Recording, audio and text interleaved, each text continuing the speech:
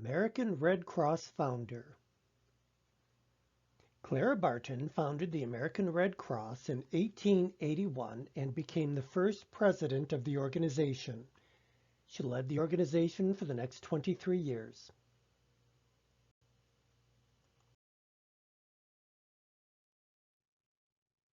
Barton founded the American Red Cross in 1880.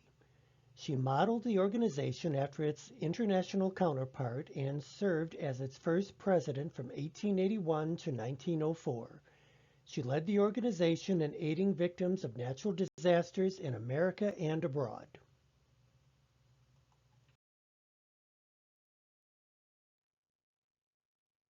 Barton had little to no practical medical experience before the outbreak of the Civil War.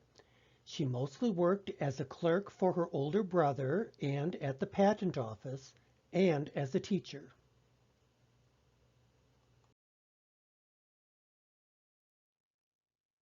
She was very unpopular amongst her co-workers in the patent office. Her unpopularity was not only for working in a government job as a woman, but also for her outspoken abolitionism, which eventually got her fired in 1857.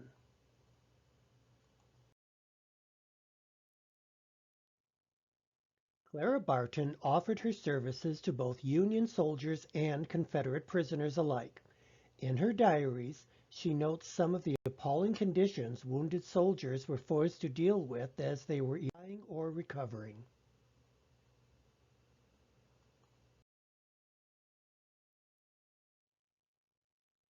Much of the money Barton raised to support her efforts came out of her own pocket.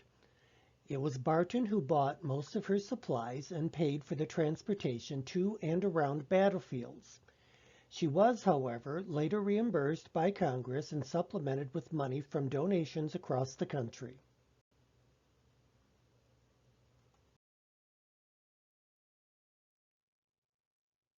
Barton was given many affectionate nicknames for her service. These included the American Nightingale in reference to Florence Nightingale of Crimean War fame and Angel of the Battlefield.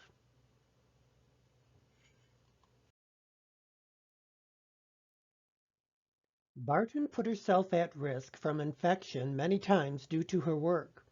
In South Carolina, she nearly died from illness and had to be relocated to one of her own hospitals on Hilton Head Island until she recovered.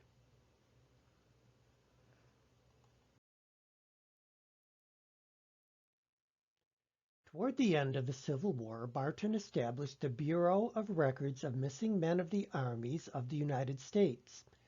This board sought to locate soldiers who had gone missing in action, as well as identify those buried in anonymous graves. Through her work, she and her staff were able to identify around 22,000 missing soldiers, and the D.C. office where she worked is now a museum.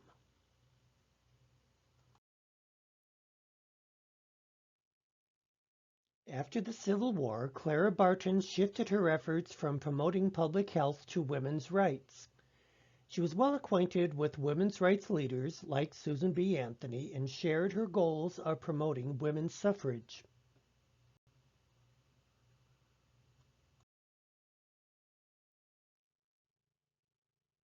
Barton continued to lend aid to the American military well into her old age.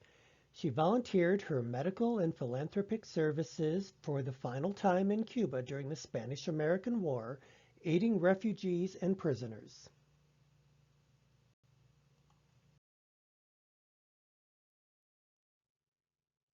In her memoir, The Story of My Childhood, she recounts being stricken with bloody dysentery and convulsions at the age of 5. Her family assumed she would not survive, and a report went out that she had died. Thankfully, she went on to make a full recovery, and later, as a nurse, she helped soldiers suffering from the same illness.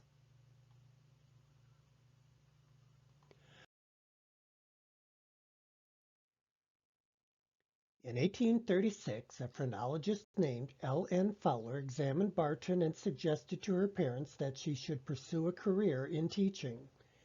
After 6 years teaching in Oxford, Massachusetts schools, Barton opened her own school in 1845 to serve the children of workers in her brother's mill. She went on to create a free public school in New Jersey. However, it grew so large that local leaders refused to let her run it and brought in a male principal. So she left.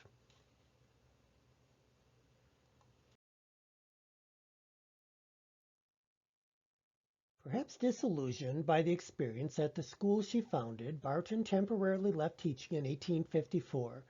She went on to become a recording clerk in the U.S. Patent Office in Washington, D.C., where her salary, $1,400 a year, was the same as her male co-workers. Unfortunately, Secretary Robert McClellan of the Interior Department didn't want women as federal employees and demoted her to copyist, making 10 cents per 100 words.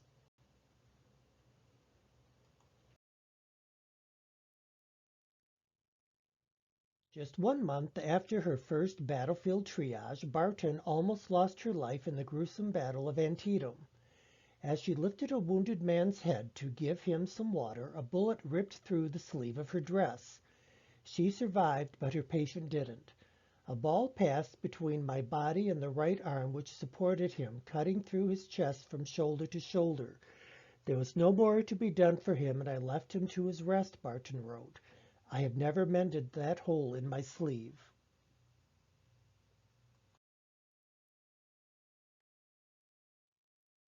In 1861, Barton met Senator Henry Wilson, a Massachusetts Republican, abolitionist, and future U.S. Vice President under Ulysses S. Grant.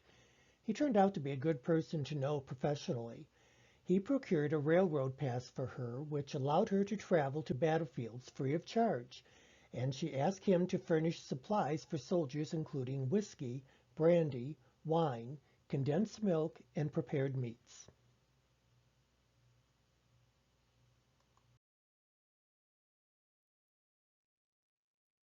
In 1996, a General Services Administration inspector discovered Barton's long-forgotten headquarters at the D.C. boarding house as he was preparing the building for demolition. Barton's effects had been lying there for over a century. Construction was halted, and almost 20 years later, the building was reopened as the Clara Barton Missing Soldiers Office Museum at 437 7th Street Northwest.